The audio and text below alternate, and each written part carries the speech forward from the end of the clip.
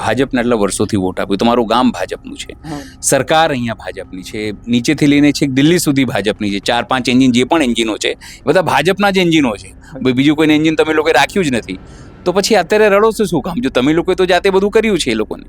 સાહેબ અમને એક વિશ્વાસ હતો અમે આ લોકોને કે ભાઈ આ સરકાર છે ગુજરાતમાં તો કંઈક સારું કામ કરી નાખશે અને નહીં ખેડૂત કોઈ વિકાસને નડતું નથી. ખેડૂતે આજથી લગીને આ દેશને વિકાસ થવામાં પૂરેપૂરું બલિદાન આપ્યું છે. અને બધાને આપના માધ્યમથી કહેવા માંગુ છું સમગ્ર ગુજરાતના ખેડૂતોને કે બધા એકત્રિત થાવ. એકલાની આ લડાઈ નથી, સમગ્ર ખેડૂતની આ લડાઈ છે. અને અત્યારે તમે નહીં બોલો તો કોઈ દિવસ નહીં બોલી શકો. એટલે બધા જાગૃત થાવ અને આ મોટી સંખ્યામાં આપણે જે પણ લડાઈ લડીશું બધા એક થઈશું. બધું છાંટકો અને અમે મરી જવા પણ તૈયાર હતા, પણ એ લોકોએ તરત જ તે 800 જણા પોલીસનો કાફલો હતો, બધાને એક વ્યક્તિ 10-10 પોલીસ હતી, બધાને પકડી અને પાટા જીને માર્યા, અમુકને ગળા પણ દબાયા છે અને ખૂબ જ અત્યાચાર કરી અને ગાડીમાં લઈ ગયા. અને બીજા બધા થોડીક સંખ્યામાં ખેડૂતો વધ્યા હતા એની વાંહે ઠોકા લઈ થઈ અને બધાને ભગાડી અને જબરીપુરક અંદર ખેતરમાં જીસીબી હલાવ્યા. કેનાલ મારે વાડીમાં એક ભાઈની કેનાલની લેન્ડ પડે છે, એ લેન્ડ તોડી નાખી એટલે મારું 1 વીઘો જમીન પલરી ગઈ. એમને આખી જમીનમાં મારું રગદોડી નાખ્યું, જીસીબી ઢીસે ગરી ગયું, પાયેલા જમીનમાં ટોરાણ થઈ ગયું. હવે ટોરાણ થઈ ગયું એ ચેદી ઉખડશે ટોરાણ. અત્યારે હીટ જ આલે અરે પોલીસનો કાફલો છે, તો આપણે કામ બંધ કરવા કીધું પણ તોય બંધ ન કરતા. અને અમે સવાર જઈ, આજે હું સવાર ગયો તરત પોલીસ આવી ગયા. એમને ન્યાય ઢોરાને પાણી પાવા છે, એમને ખેડૂતને તો અસંખ્ય કામ હોય, ત્યારે સિઝન છે વાડીએ ઢોરા દોવાના હોય છે, ખેત ખેડવાનું કામ હોય છે, એના ભાગ્યવાળાને ભાષણ પહોંચાડવાનું કામ હોય છે. તો એ એવા જાય છે તો એ લોકોને ડિટેન કરે છે. અને કેમ બધા આતંકવાદી હોય તમે શું લઈને જાઓ છો? એટલે એ કોઈ બોમ્બ લઈને નથી જતા, કોઈ હથિયાર લઈને નથી જતા. ઘણી ઠેકાણે છે ત્યાં ઘણા બધા છે પ્રોજેક્ટ જોયેલા છે આપણે કે બીજા રાજ્યમાં ફરવા જઈને ન્યાય જોયેલા છે. એ કરવું જરૂરી છે અને બધાને હરખું વળતર મળે એ માંગ છે અમારી. અને સમૃદ્ધ ગામ છે, ખેતી વાળું ગામ છે અને બિન ખેતી કલેક્ટરે કરી નાખી છે.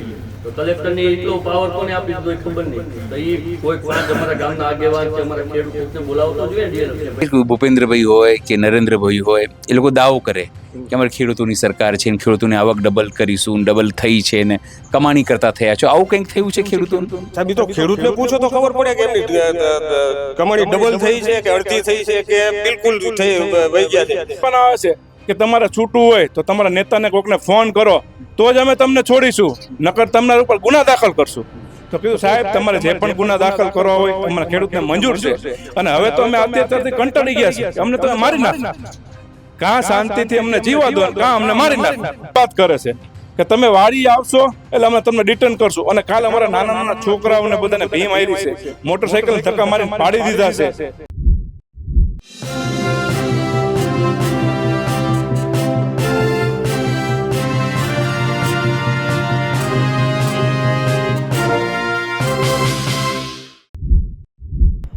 કોટ ગામના ખેડૂતોને જે રીતે વાડીએથી ખસેડવામાં આવ્યા, મારીને ભગાડવામાં આવ્યા, તેમના પશુઓ ત્યાં રહ્યા, તેમના મજૂરો ત્યાં રહ્યા, તેમના માટે ટિફિન પણ મોકલવા દેવામાં નથી આવતા, આવવા જવામાં બાધા પહોંચાડવામાં આવી રહ્યું છે.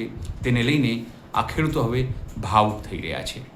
ખેડૂતોનું કહેવું છે કે બાપ દાદાની જમીન 7/12ના ઉતારામાં તેમનું નામ, છતાં તેમને લાગે છે કે તેઓ બાંગ્લાદેશ કે પાકિસ્તાનથી આવ્યા હોય તેના જેવું તેમની સાથે વ્યવહાર કરવામાં આવી રહ્યું છે. આ પોલીસ, આ ભાજપ, આ સરકાર જાણે તેમની વિરોધી બની ગઈ હોય અને ઉદ્યોગપતિઓ માટે કામ કરતી હોય તેવો અહેસાસ થયો અંગ્રેજોને. આ પોલીસે, આ તંત્રે, આ ભાજપે સારું ગણાવી દીધું છે. તેમને યાદ આવે છે કે આના કરતાં તો અંગ્રેજો સારો હતા, એવા આરોપો પણ તેઓ લગાવી રહ્યા છે. નમસ્કાર, હું છું ચિંતામણી પુતેન પટેલ. સ્વાગત છે આપનું અમારા કાર્યક્રમમાં. આવો સાંભળીએ પોતાની વાત ભાવુક થઈને આ ખેડૂતો કઈ રીતે કરી રહ્યા છે, તેમને પીડા કેટલી મનમાં છે કે બોલતા બોલતા તેમનું ગળું ભરાઈ આવે છે. એ ઘટના યાદ કરીને તેમના આંખોમાંથી આંસુ આવી રહ્યા છે. આવો સાંભળીએ અને જોઈએ આ ખેડૂતો કેટલા ભાવુક છે.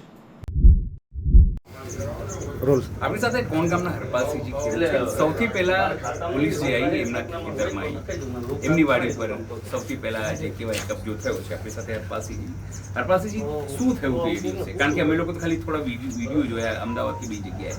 શું થયું એ દિવસે અને પછી કેવી રીતે તમે લોકો આ તમામ વસ્તુ થઈ? અમને એવા મેસેજ મળ્યા કે મોટા કાફલામાં પોલીસ અને પાવર ગ્રીડના બધા અધિકારીઓ કોણ તરફ આવી રહ્યા છે. 800 માણાનો પોલીસનો કાફલો છે. એસપી 28 ડીવાયએસપી 42 પીએસઆઈ અને 20 જેવો પીઆઈ બધી મોટી જગ્યામાં કાફલો આપણી વાડી કામ કરવા આવી રહ્યો છે. તો અમે બધા ખેડૂતો અહીંથી બધા વાડીએ એકઠા થયા કે ભાઈ અમને યોગ્ય વળતર આપ્યા વગર નહીં, અમને કોઈ નોટિસ આપ્યા વગર કે આપણા ખેતરમાં કઈ રીતે કામ કરે. ખેતર આપણું છે, આપણા બાપ દાદાની માલિકીનું આપણું ખેતર છે. તો આપણી મંજૂરી વગર અમને તો એવો વિશ્વાસ હતો સરકાર ઉપર કે ખેડૂતની મંજૂરી વગર આ લોકો કામ નહીં કરી શકે.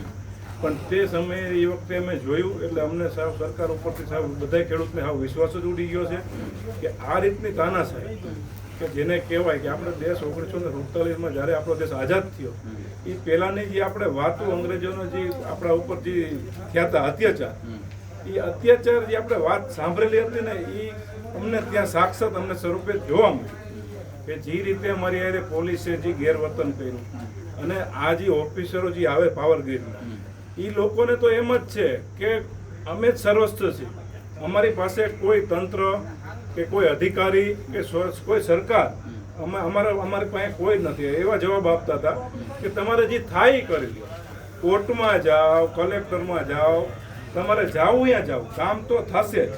પણ કીધું અમે એમ કામ કરવા નહીં દઈએ, કાં અમને તમે બધા મારી નાખો, અમારા ઉપરથી તમે જીસીબી ચલાવો, બુલ ડીઝલ ચલાવો, અમે અમારે જીવ દઈ દેવા તૈયાર છીએ. અમે તમને અમારા ખેતરમાં કામ દઈ દઈશું નહીં. અમે ડીઝલના બેરલ, લીટરના પેટ્રોલ બધું છાંટકો અને અમે મરી જવા પણ તૈયાર હતા. પણ એ લોકોએ તરત જ તે 800 જણા પોલીસનો કાફલો હતો, બધાને એક વ્યક્તિ 10 પોલીસ હતી, બધાને પકડી અને બાટા જીને માર્યા, અમુકને ગળા પણ દબાયા છે અને ખૂબ જ અત્યાચાર કરી અને ગાડીમાં લઈ ગયા. અને બીજા બધા થોડીક સંખ્યામાં ખેડૂતો વધ્યા હતા એની અહીંયા ધોકા લઈ થઈ અને બધાને ભગાડી અને જબરીપૂર્વક અંદર ખેતરમાં જીસીબી હલાવ્યા, હિટાચી પણ ચલાવ્યા. અને મારો ઊભો પાક હતો તલનો, અત્યારે મારા ખેડૂતને બચારાને અંદર લેવાનો અત્યારે સિઝન હતી, એ પૂરેપૂરો પાક મારો તો આખો બગાડી નાખ્યો. અને અત્યારે મારી જમીનની એ હાલત છે કે હું મારી જમીનનો માલિક છું, પણ મારી માલિક જમીને જવું હોય તો હું જોઈ નથી શકતો. મારી જમીનની દશા એ લોકો એવી કરી છે. અને અમે ત્યાં જાય છે ખેડૂતો, એમને ત્યાં ઢોરાને પાણી પાવા છે.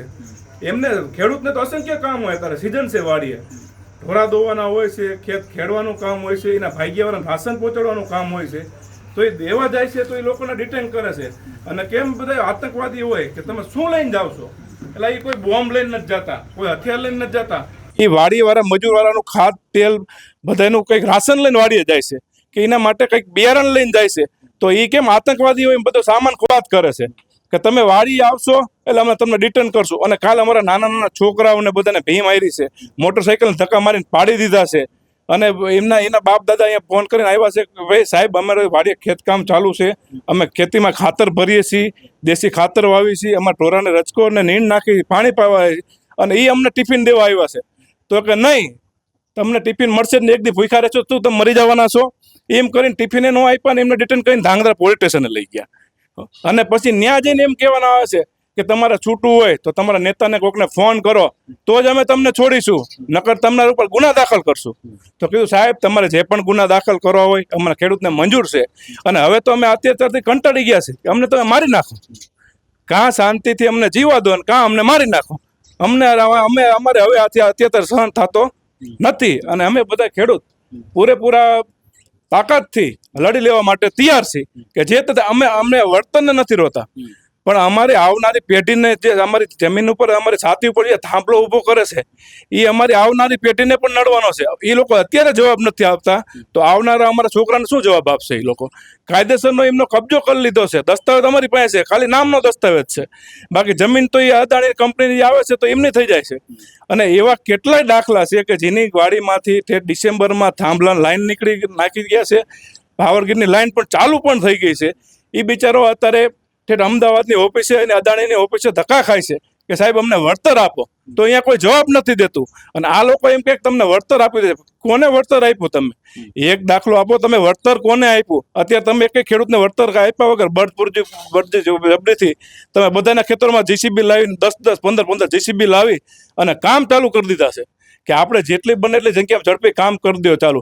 અને બધાની અત્યારે વાડી ખેડ આખું કોઈની જમીન જ્યાં જ્યાં પાવર ગ્રીડના થાંભલા આવે છે મહાકાય, એ જમીનની તમે દશા જાઓ તો ખેડૂત પોતે એવો થઈ ગયો છે કે એને મરવું પસંદ છે કે એની વાડીની અત્યારે એમ દશા એવી થઈ ગઈ, કારણ કે એને વાડી આટલા વર્ષથી એને ઉપજાવ કરવા માટે એટલું અંદર ખાતર ભર્યું હોય છે, એટલી એને મહેનત કરી હોય છે એને વાડીને હારી રાખવા માટે. હવે એ બધું અત્યારે હાવ નાશ થઈ ગયું છે. અને માણસ છે આ 3200 રૂપિયાના મગફળીના બિયારણ લઈને વાવ્યા છે તો એની કોઈ ગણતરી જ નથી. જ્યાં આવે જીસીબી મૂકી દેશે, જ્યાં આવે હિટાચી મૂકી દેશે, જ્યાં આવે ત્યાં કાફલો પોલીસનો 700-800 માણસનો કાફલો ખડકી દેશે. અને કોઈને પણ પોતાનો માલ ઢોર સાંજે દોવા જવા હોય તો કોઈને જવા નથી દેતા. એટલે ખૂબ જ અત્યાચાર થઈ રહ્યો છે. અને બધાને આપના માધ્યમથી કહેવા માંગુ છું સમગ્ર ગુજરાતના ખેડૂતોને કે બધા એકત્રિત થાવ. એકલાની આ લડાઈ નથી, સમગ્ર ખેડૂતની આ લડાઈ છે. અને અત્યારે તમે નહીં બોલો તો કોઈ દિવસ નહીં બોલી શકો. એટલે બધાએ જાગૃત થાવ અને આ મોટી સંખ્યામાં આપણે જે પણ લડાઈ લડીશું બધા એક થઈશું, કોઈ વિખવાદ વગર, કોઈના ખોટા લાલ લોબજમાં આવ્યા વગર બધા એક રહેશું અને આપણે આ લડાઈને સાર્થક બનાવીને જ રહેશું. જય હિન્દ, જય ભારત. હરપાલસિંહજી, એક મારો એક સવાલ એ છે કે અત્યારે તમારા આગળ પહેલા જે વક્તા જે હતા ખેડૂત, એમણે કીધું કે અમે લોકો ભાજપને આટલા વર્ષોથી વોટ આપ્યું. તમારું ગામ ભાજપનું છે, સરકાર અહીંયા ભાજપની છે, નીચેથી લઈને છેક દિલ્હી સુધી ભાજપની છે. 4-5 એન્જિન જે પણ એન્જિનો છે બધા ભાજપના જ એન્જિનો છે. બીજું કોઈને એન્જિન તમે લોકોએ રાખ્યું જ નથી. તો પછી અત્યારે રડો છો શું કામ? જો તમે લોકોએ તો જાતે બધું કર્યું છે એ લોકોને. સાહેબ અમને એક વિશ્વાસ હતો, અમે આ લોકોને કે ભાઈ આ સરકાર છે ગુજરાતમાં તો કંઈક સારું કામ કરીને આપશે. અને નહીં, ખેડૂત કોઈ વિકાસને નડતરરૂપ નથી. ખેડૂતે આજથી લગીને આ દેશને વિકાસ થવામાં પૂરેપૂરું બલિદાન આપ્યું છે. ખેડૂતે, કિસાને, કે એ પોતે ભૂખ્યો રહીને દેશને જરૂર પડે તો એના ઘરના અન્નના ગોડાઉન ખાલી કરી દેવા તૈયાર છે. એ એક દેશનો ખેડૂત છે. અને અમારી જમીનમાંથી નર્મદા લાઈન નીકળતી હોય કે રોડ નીકળતા હોય તો ખેડૂત તો ખુશી વળતર લેવા વગર જમીન દઈ દેવા તૈયાર છે. એનું કારણ છે કે એને ઉપયોગી છે, એને જમીનની કિંમત વધવાની છે. એના બદલે આમાં તો એને મૂળ બજાર કિંમત ઘટે છે. કોઈ આને જમીનમાં કોઈ નીચે ભાગ્યવાળા પાણી વારવા માટે કે વરસાદ થયો હોય તો નીચે જાય છે તો એનું વેરિએશન આવે છે. હવે એને કદાચ મરી જાય, જાન માન હાલી થાય તો એનો જવાબદાર કોણ? તો હવે શું આગામી લડાઈ કેવી રીતે લડશો તમે લોકો? હવે પોતાની જમીનો બચાવવા માટે, પોતાનું ભવિષ્ય બચાવવા માટે શું કરશો? આગામી લડાઈ જે પણ જે રીતે લડવી પડે અહિંસક રીતે અમે અમારી લડાઈ ચાલુ રાખીશું. અમે કલેક્ટર પાસે પણ અનેક વખત જ્યાં છીએ, સીએમ સાહેબ પાસે પણ જ્યાં છીએ, બધા પાસે અનેક રીતે ઘણા ટાઈમથી અમે 6-12 મહિનાથી બધે ધક્કા ખાઈ છીએ કે સાહેબ તમે આનો કંઈક યોગ્ય નિવાડો લાવો, આનો ખેડૂતોને કે યોગ્ય વળતર આપો. નહીતર અંડરગ્રાઉન્ડ લાઈન નાખો તમે તો ખેડૂતને કોઈ વાંધો નથી. અને જે પણ આના લડાઈમાં અમારે લડતમાં કરવું પડશે એ અમે બધા ખેડૂતો બધા થઈ અને જે પણ નિર્ણય લેવો પડશે આના માટે એ અમે લેશું. શું નામ છે સાહેબ આપનું? રાજેશભાઈ ગોરધનભાઈ. રાજેશભાઈ, શું થયું તમારી સાથે? મારી વાડીએ મેં કોઈ હાજર નહોતા, બરોબર? હાજર નહોતા એટલે ઘરના ખાલી હાજર હતા કે 5 મિનિટ રહો. કે 5 મિનિટ અમે રહેવા તૈયાર નથી. અમે 5 મિનિટ રહેવા તૈયાર નથી. કોણે કીધું આવું? એવો સાહેબોએ કીધું. અચ્છા. પોલીસ વાળા સાહેબ અહીંયા જ હતા, મારા વિડીયો સાથે છે.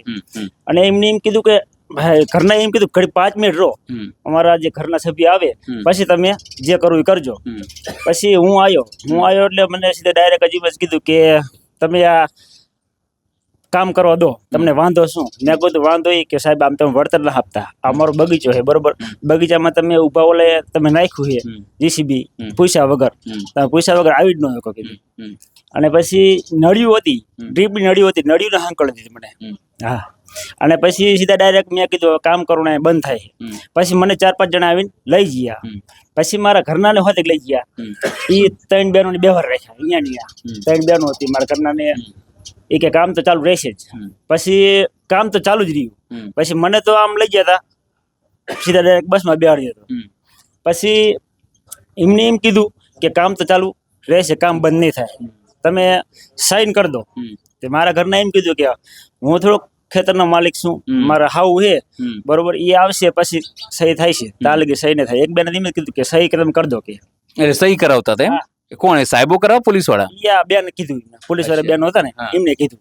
અચ્છા. પછી મેં કીધું આ આવી રીતે હાવ ના કરી દે, નો હાલે કીધું. હાવ એટલે હાવ ના કરી દે હે એમની. અને મને ડ્રીપની નળી ના કરી દીધી. ડ્રીપની નળી હોરું નાખ્યું એમને જીસીબી.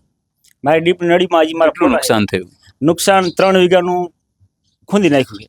અને એમાં હેઠે કેનાલ, મારે વાડીમાં એક ભાઈની કેનાલની લેન પડે છે, એ લેન તોડી નાખી. લેન તોડી નાખી એટલે મારું 1 વીઘો જમીન પલરી છે. એમને આખી જમીનમાં મારું રગદોડી નાખ્યું છે. જીસીબી ઢીસા ગરી ગયું છે. પાયેલા જમીનમાં ટોરાણ થઈ ગયું. હવે ટોરાણ થઈ ગયું એ ચેદી ઉખડશે ટોરાણ. અત્યારે હિટાજી હાલે છે કામકાજ, અત્યારે હિટાજી હાલે છે.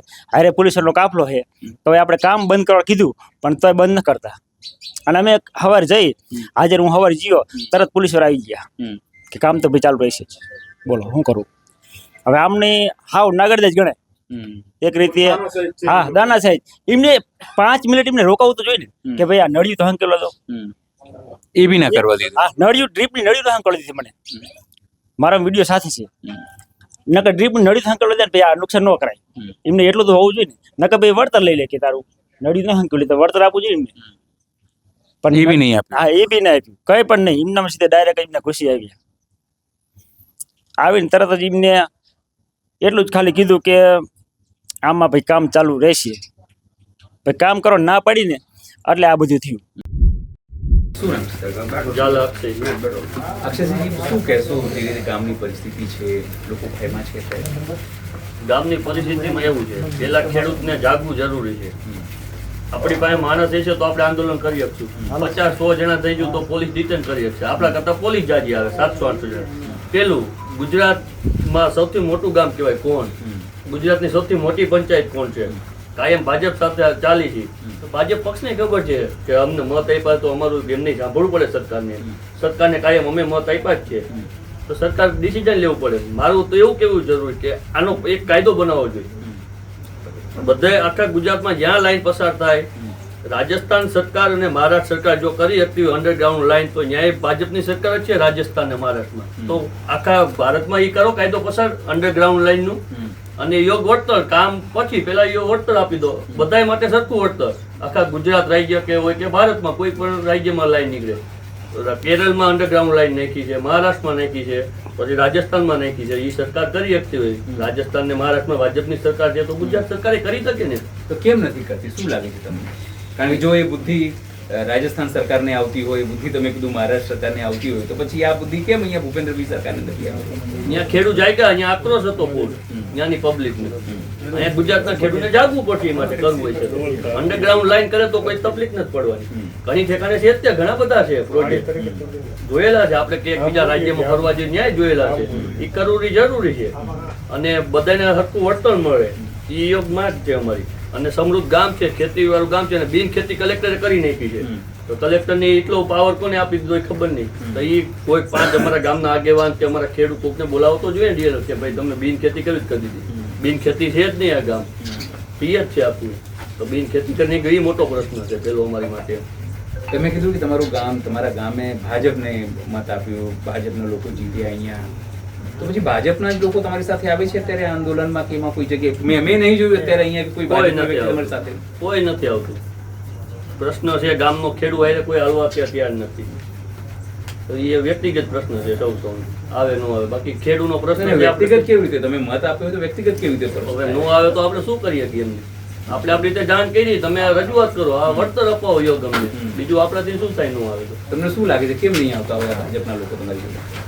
પછી એમને પ્રશ્ન એ છે વ્યક્તિગત નહીં આવવાનું શું કારણ હોય, એમને નું આવવાનું હોય એમનો વિષય. ખેડૂતને ખેડૂત ની આવે.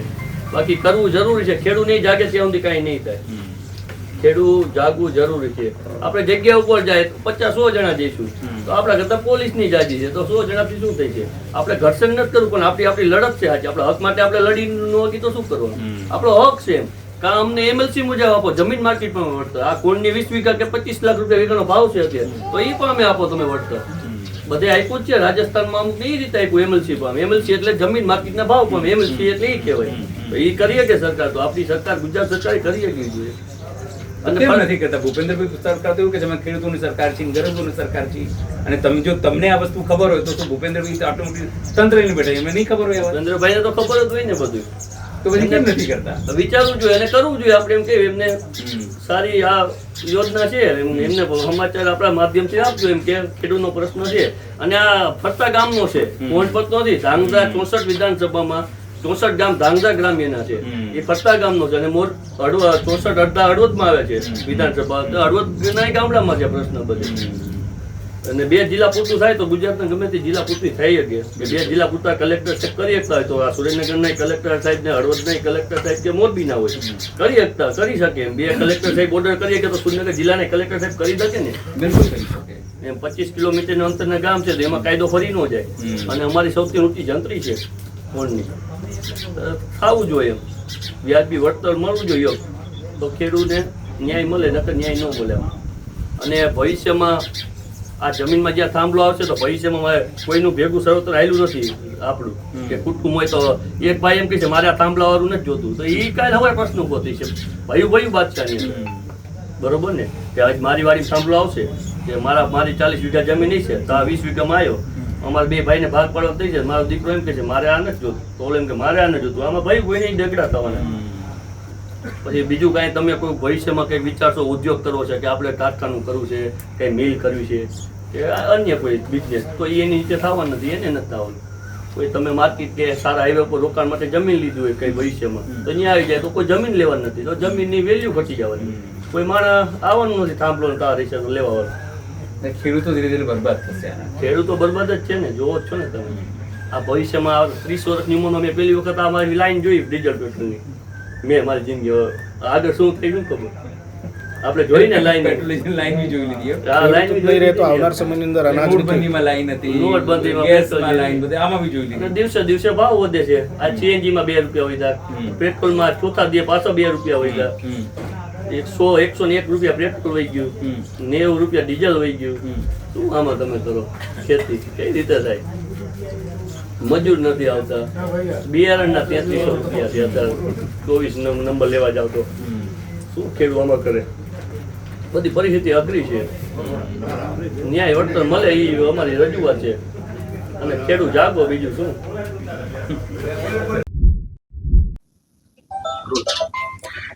શું નામ છે સાહેબ આપનું? સર મારું નામ જયદીપસિંહ અનિરુદ્ધસિંહ ઝાલા. ઝાલા સાહેબ, તમે તો કોણ ગામના છો? જે રીતે આ સમગ્ર ઘટનાક્રમ થયું, તમને લાગ્યું પહેલી વખત કે આ લોકો કરતા તો અંગ્રેજો સારા હતા? હા સર, લાગ્યું જ ને. આના કરતાં તો આપણે હજી આઝાદ જ નથી થઈ એવું અમને અનુભવ થાય છે.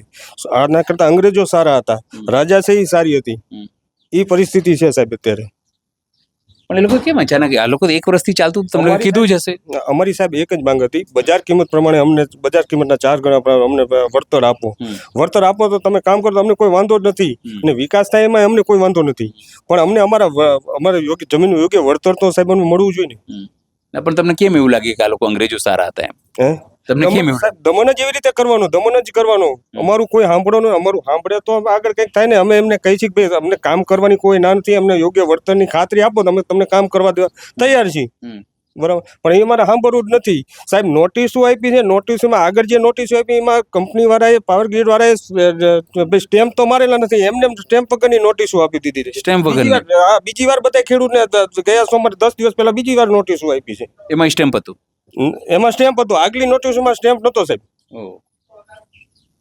તો પછી તમે લોકો કામ જે સામાન્ય રીતે કહેવાય કે આપણી જમીન હોય તો આપણી જમીનમાં વળતર આપ્યા વગર કોઈ ઘૂસી ન શકે, તો આ લોકો એમને બધું ઘૂસી ગયા, આવી ગયા કે સહી છે સાહેબ.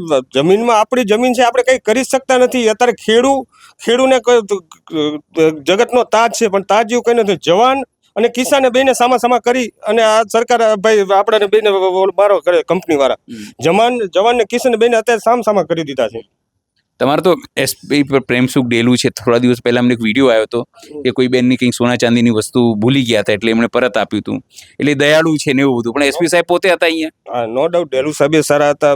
પોલીસ પ્રશાસન અમને શરૂઆતમાં અમને પ્રોત્સાહન આપ્યું, અમારા તરફી હતા કે ખેડૂતો તરફી હતા. પછી ઉપરથી કંપની વાળાએ એવું દબાણ કરાયું એટલે પોલીસ વાળાએ પછી દબાણના હિસાબે તો એમની કામગીરી કરવી જ પડે. દબાણના હિસાબે લોકોએ કામગીરી કરેલી છે. નકર ત્યાર પહેલા આગલા સોમવારે જ્યારે આવ્યા હતા ત્યારે અમારા ડીવાયસપી પુરોહિત સાહેબ છે અમને ભાઈ કંપની વાળાને દદડાવીને કીધું હતું કે ભાઈ તમે ખેડૂતોને સાંભળો, એમને યોગ્ય વળતરની ખાતરી આપો. લખાણ પણ કરાવી લીધું યોગ્ય વળતર માટેનું, પણ કંપની વાળા તો પછી કઈ જવાબ જ નથી આપતા. કોરોના થયું તો આખા દેશને જમાડનાર જગતનો તાત હતો. આજે બી 5 કિલો અનાજ જે આપે છે એ જગતનો તાત ઉગાડે છે. પછી આટલા બધા દેશને તમે જગતનો તાત જે છે એ જમાડે છે, એટલે અનાજ આપીએ છીએ આપણે. અને આજે જો જગતના તાતની જમીન આવી રીતે છીનવી લેવામાં આવે તો પછી કેવી રીતે તમે લોકો ખેતી કરશો? સાહેબ ખેતી તો પૂરી જ થઈ જશે. જગતના તાત હું તમને કહું કે ખેડૂત જો અનાજ નહીં ઉગાડે તો ખેતી પૂરી થઈ જાય. કેવી રીતે હાલશે? અનાજ નહીં મળે તો પછી કઈ આગળ મળવાનું જ નથી. તો આ નિભાવ બધાનો કેવી રીતે થાય? ખેતી નહીં થાય તો અનાજ નહીં થાય, અનાજ નહીં થાય તો નિભાવ કરી. અને દેવાયત ખબરની વાણી મુજબ હું તમને કહું, પડી કે પાણી વેચાય છે એ બધી પરિસ્થિતિઓ અત્યારે થઈ ગઈ છે. તો આગળના સમયમાં જો પોષણક્ષમ ખેડૂતને એક તો પોષણક્ષમ ભાવ મળતા નથી અત્યારે, બરાબર છે. ડીએપીના ભાવ વધી ગયા, ડીઝલમાં ભાવ વધી જાય છે, બધી વસ્તુમાં ભાવ વધી જાય છે. જે આપણે ખાતરી ભાઈ પીએમ સાહેબે આપી હતી કે અમે ખેડૂતોને ડબલ ભાવ કરી દઈશું, એ મળ્યું તો અત્યારે કંઈ છે નહીં. અમારી વસ્તુનું કોઈ લેવા તૈયાર નથી, બરાબર. અમે તમે એ કહ્યું ભૂપેન્દ્રભાઈ હોય કે નરેન્દ્રભાઈ હોય એ લોકો દાવો કરે કે અમારી ખેડૂતોની સરકાર છે ને ખેડૂતોની આવક ડબલ કરીશું, ડબલ થઈ છે ને કમાણી કરતા થયા છો. આવું કંઈક થયું છે ખેડૂતોનું? સાહેબ એ તો ખેડૂતને પૂછો તો ખબર પડે કે એમની કમાણી ડબલ થઈ છે કે અડધી થઈ છે કે બિલકુલ વહી ગયા છે. હવે સાહેબ આમાં તો હું તમને કહું, નાના ખેડૂતોને શું મળે? જે નાના ખાતેદાર છે, જમીન તો વિસ્તાર એનો વધવાનો નથી, જમીન તો જે છે એ જ રહેવાની છે, બરાબર. હવે એક ભાઈ છે અત્યારે એના 2 દીકરા હોય, એના 4 દીકરા હોય, છેલ્લા અંતર તો શું થશે સાહેબ? જેને નાનો ખેડૂત હશે એની પરિસ્થિતિ શું સાહેબ થાય છે? એમાં હું તમને કહું કે થાંભલા વાળા આવી જાય ને બધા આવી જાય તો એમાં તો પછી એના પાસે ખેડૂત રહેવાના જ નથી. આગામી લડાઈ સાહેબ અમારે તો કોઈ જો પ્રશાસન સામે કોઈ ભીડ નથી. અમને યોગ્ય વળતર મળે એ જ અમારી માંગ છે સાહેબ. અમને યોગ્ય વળતર મળવું જોઈએ. બજાર કિંમત 4 ગણા અત્યારે ભાઈ ઈ છે. જંત્રી લીધી છે 2011 ની સાહેબ જંત્રી છે. અત્યારે બજાર કિંમત પ્રમાણે અમારા કોણ ગામની જમીન 15 લાખ ને 20 લાખ 50 લાખ એકર જાય છે સાહેબ. 50 લાખની એકર જમીન છે અત્યારે બજાર કિંમત. બજાર કિંમતના અમને 4 ગણા મળવા જોઈએ. અમે એવી અમારી માગણી છે. એ સિવાય અમને જે ભાઈ થાંભલો નાખે છે તો એના માટે અમારા કોઈ પણ અમારો જો છોકરા જેને નાની જમીન છે એને તો કઈ રહેવાનું નથી. એના સંતાનો માટે હું તમને કહું થાંભલા દીઠ એક કર્મચારી રાખવા જોઈએ એમને, બરાબર છે. પછી માસિક ભાડું આપે તો જ નિર્વાહ હાલવાનો છે. નાના ખેડૂતો હોય એમને તો શું સાહેબ નિર્વાહ હાલવાનો? જેને મોટા ખેડૂત છે એને તો નિર્વાહ હાલવાનો, નાના ખેડૂતો નિર્વાહ હાલવાનો જ નથી.